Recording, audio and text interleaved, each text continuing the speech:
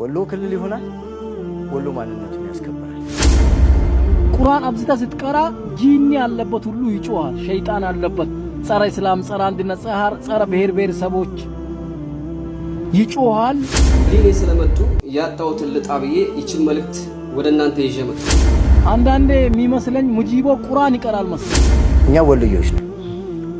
የወርቅ ማዕድን አለው፣ የኖፓል አለው፣ ነዳጅ አለ፣ ከሰላ ኢማሞችን ሙአዚኖችን ሲገድሉ በየቦታው ሌሎች ላይ እንግዲህ የኛን መሳጅዶቻችንን ሲደፍሩ የፈለጉትን ሲያደርጉ ምናልባትም ከ20 እስከ 30 ባለው እድሜ ያሉ ጎረምሶች ናቸው እንዲህ አይነቱን ነገር የሚሰሩት። ወሎ ክልል ይሆናል። ወሎ ማንነቱን ያስከብራል።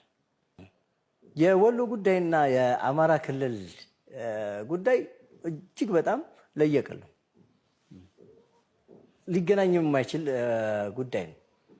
ለምሳሌ የወሎ ጂኦግራፊካል አቀማመጥ ራሳችንን ችለን የተቀመጠን ማህበረሰቦች ነው። የክልሉ መንግስትም እንደ ህዝብ የሚያስበን ቢሆን ኖሮ እንደ ህዝብ የሚቆጥረን ቢሆን ኖሮ የወሎ ተሸሪ ሆስፒታል በርካታ ገንዘብ የተሰበሰበለት በኢትዮጵያ ታሪክ ከፍተኛ ገንዘብ ተሰበሰበለት የሚባል ሆስፒታል ግንባታ ነበር። ስቲል ገንዘቡ የት እንደገባ አይታወቅም። ቦታው ደግሞ ለሌላ ፕሮጀክት አሁን ተሰጥቷል። የወሎ ህዝብ ያስፈልጉታል የሚባሉ መሰረተ ልማቶች እንዲገነቡለት አይፈለግም። በርካታ ባለሀብት አለ ወለየ አካባቢው ላይ ለማልማት ፕሮፖዛል ሲያስገባ፣ ፋብሪካ ለመገንባት ፕሮፖዛል ሲያስገባ የክልሉ መንግስት ስለሆነ የሚፈቅደው አይ እዛ ከምትሰራ እዚህ ቦታ ስራ ብሎ ተጽዕኖ ስለሚያደርግበት ከዛ ሐሳቡን ይተዋል፣ ወደ ልማቱንም ያቋርጣል። ከዛ በዘለለ ሌሎች ክልሎች ላይ ሄዶ የማልማት ፍላጎቱ እየሰፋ ነው የመጣው። ጥያቄዎቻችን ከአማራ ክልል ጋር እንዳንኖር እያደረገን ያለው አንደኛው አለማንም ነው። ወሎይነት የራሱ ሆነ ባህል እሴት አለው። ስንጠይቅም እየጠየቅን ያለነው በፊት አውራጃም ሆነን ኖረናል። ራሳችን አስተዳዳሪ ያውም ከኢትዮጵያ ውስጥ ትልቁ የሚባለው አውራጃ የወሎ አውራጃ ነበር። ነገስታቶች የሚወጡበት ኢትዮጵያን የሚያስተዳድሩ ነገስታቶች የሚፈልቁበት አውራጃ የነበረ ማህበረሰብ ነው። ራሳችን ስናስተዳድር የነበረን ብቻ ሳይሆን የስርወ መንግስት መስራቾችም ጭምር ነው። ስለዚህ ከሌላው አሁን አማራ ክልል ውስጥ አብረውን ከተካሉ ብሔር ብሔረሰቦች ጋር የሚለየን ነገሮች አሉ። አንደኛ የሚለየን ውህድ ህዝብ መሆናችን ነው። አገው አለበት፣ ራያ አለበት፣ አርጎባ አለበት፣ ወለየው አለበት፣ የወሎ ኦሮሞ አለበት። በሂደት የአማራ ማህበረሰብ ደግሞ ልብ አድርግልኝ አንድ ነገር እንድታቅ ፈልገው ነገር እኛ ወሎዮች ነን። የወርቅ ማዕድን አለው፣ የኖፓል አለው፣ ነዳጅ አለ፣ ከሰል አለ። ዛሬ ላይ ነዳጁን ውሃ እየወሰደው ነው። ማህበረሰቡ ለላምባ እየቀዳው ነው። በተለያዩ ሶሻል ሚዲያ ላይ ያያችሁት ነው። ስለዚህ ወሎ ራሱን ችሎ እንዳይወጣ የሚደረግ ጫና ትክክልም ተገቢም አይደለም።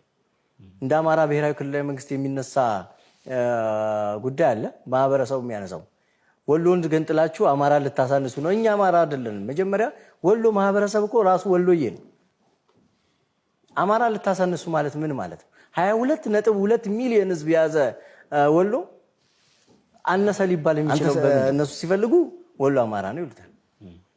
ሲፈልጉ ደግሞ የተለያየ ስያሜ እየሰጡ የወሎ ማህበረሰብን ያገላሉ። ለፖለቲካ ሲሆን ወሎዬ አማራ ነው። ከፖለቲካ ውጭ ለሆነ ጉዳይ ግን ወሎ የተለያዩ ስድቦችና ቋንጃ ከትርክቶች ይነገሩበታል። ከወሎ ጀርባ ላይ ይውረዱ ነው እያለን ያለ ነው። ከወሎ ጀርባ ላይ ከወሎ ጫንቃ ላይ ይውረዱ ነው እያለን ያለ። እነዚህ የቋንጃ ከኮች ናቸው። የወሎን ህዝብ ሲገሉ የኖሩ ሲዘርፉ የኖሩ የወሎን ህዝብ ሲበትኑ የኖሩ ናቸው።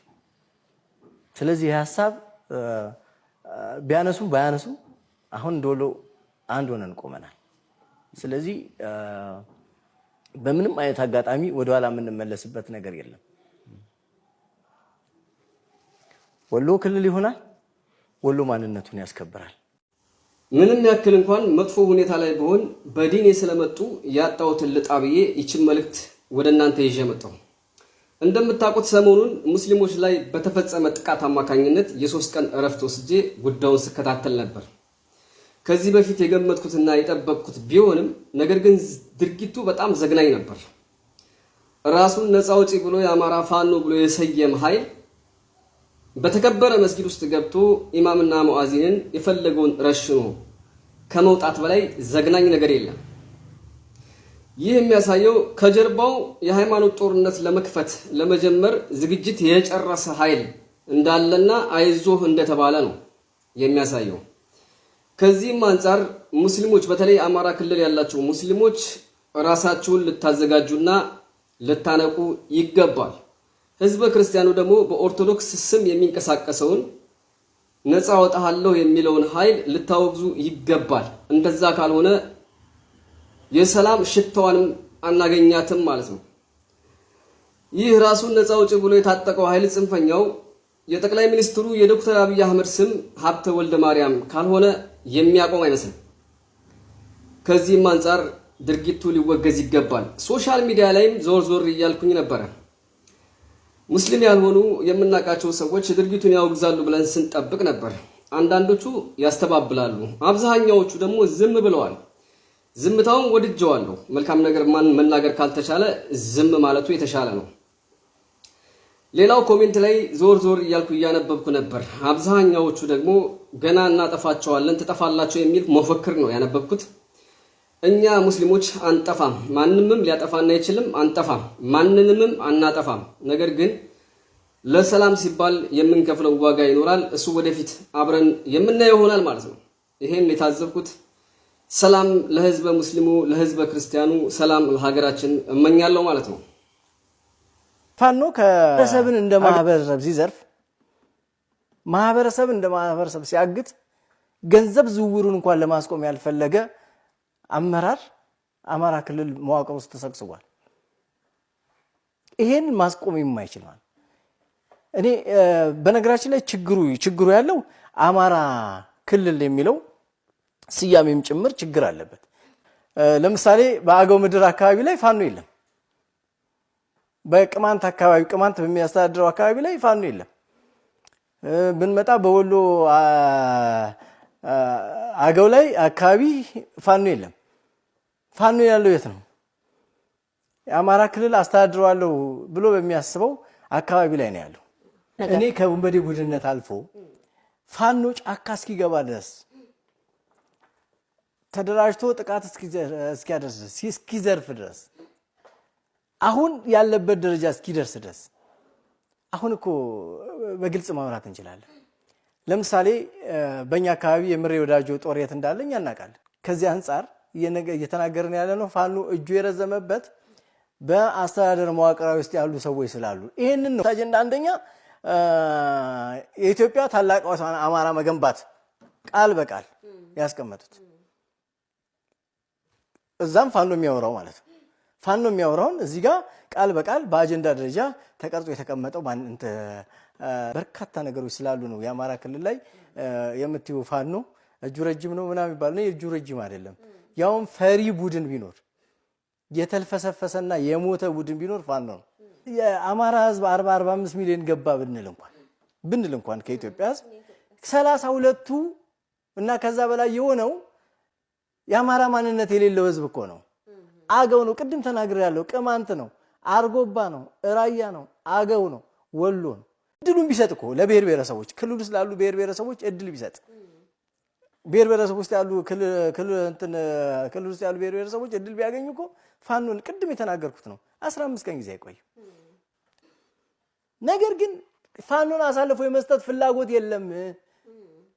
ለምን ፋኖን አሳልፎ ከተሰጠ አማራ ክልል የሚባለው አካባቢ ሰላም ከሆነ እነዚህ የምንላቸው አመራሮች ውሃ ነው የሚበላቸው። ግማሾቹ እስር ቤት ለምሳሌ የመንግስት አመራሮች ናቸው የወሎን የአገውን የቅማንትን የራያን ጉዳይ ጥያቄዎች አፈር ውስጥ ከተው ወይም በአጀንዳ እንዳይያዝ አድርገው የራስን ጥያቄ ብቻ በአጀንዳ ቀርጾ የሚፈልጓቸው ከነሱ ጋር የሚሰሩ ሰዎችን ህዝባዊ ውይይት ላይ ያሳተፋሉ። ከፌደራልም ሰዎች ይሄዳሉ ያወያያሉ። ነገር ግን እነሱ የሚፈልጓቸውን ሰዎች ነው እንዲወያዩ የሚያደርጉት። በእነሱ የነሱ አጃቢ የሆኑ ሰዎች ነው ጥሪ የሚጠሩላቸው። አሁን የምንላቸው ነገሮችን መንግስት ማየት ይጀምራል። አሁን መንግስት እንዳያይ ምን አድርገውታል? ሸፍነውታል።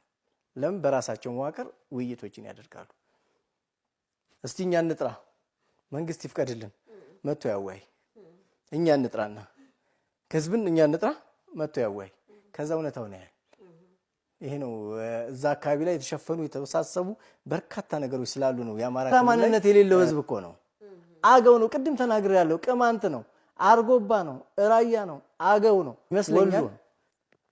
ድንገት ሆን ተብሎ እኔ ሆን ብለው ቀምረው አስበው የአማራ የሚባለውን ማህበረሰብ እንዲጠፋ በሰዎች ዘንድ እንዳይወደድ ከሰዎች ጋር ያለው አንዳንዴ የሚመስለኝ ሙጂቦ ቁርአን ይቀራል መሰለኝ። ቁርአን አብዝታ ስትቀራ ጂኒ ያለበት ሁሉ ይጮሃል። ሸይጣን አለበት። ጸረ እስላም፣ ጸረ አንድነት፣ ጸረ ብሔር ብሔረሰቦች ይጮሃል።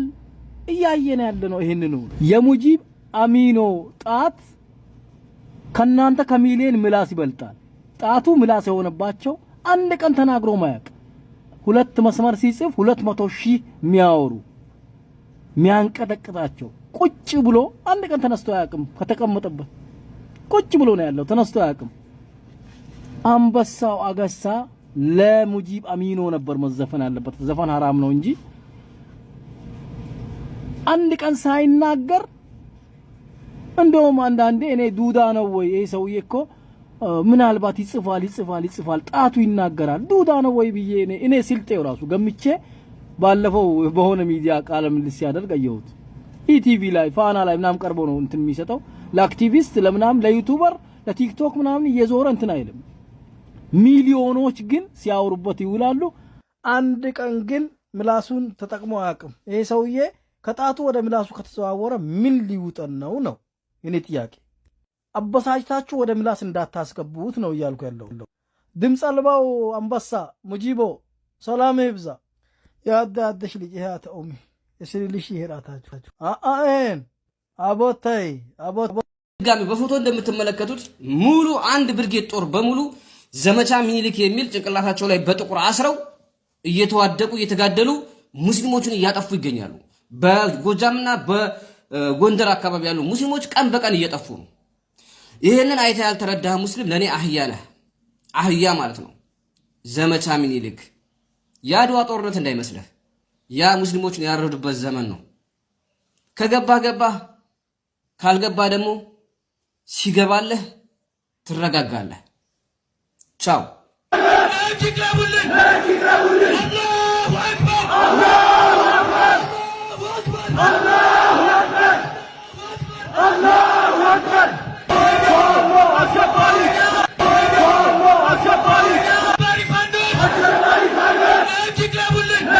حلو حلو يا حلو